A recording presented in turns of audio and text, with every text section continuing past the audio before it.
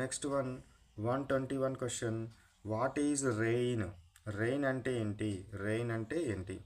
The clouds not holds small droplets into large water drops begin to fall on the earth is called as rain.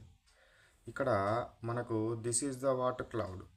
ఈ cloud లోపల అన్ని small water molecules ఉన్నాయి.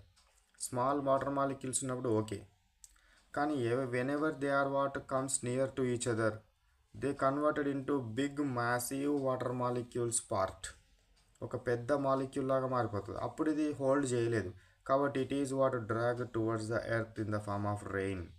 So ఇది earth మీదకి పడిపోతుంది. దీన్ని ఏమంటారంటే రెయిన్ అంటాం.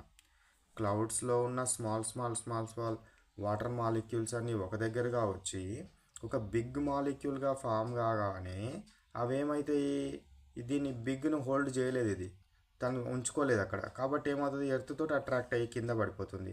దీన్ని ఏమంటామంటే రెయిన్ అంటాం. ఏమంటారు? రెయిన్ అంటాము.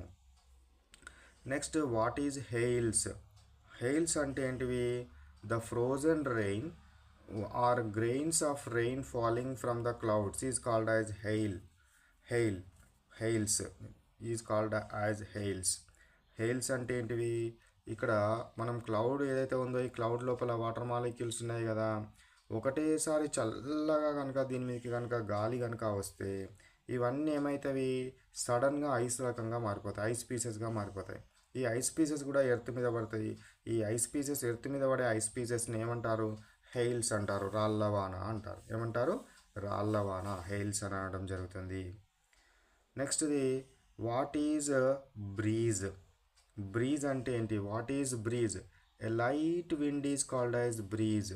అంటే చల్లగా గాలి, నెమ్మదిగా వచ్చే గాలి ఏదైతే ఉంటుందో ఈ గాలిని ఏమనడం జరుగుతుంది? బ్రీజ్ అంటాము. మరి వాట్ ఈజ్ విండ్? విండ్ అంటే ఏంటి? Air that moves quickly as a result of natural force is called as wind. నెమ్మదిగా గాలి నెమ్మదిగా వస్తేనేమో బ్రీజ్ అనాలి. ఫాస్ట్గా కనుక వచ్చింది అనుకోండి, ఫాస్ట్గా కనుక వస్తే that is called as wind.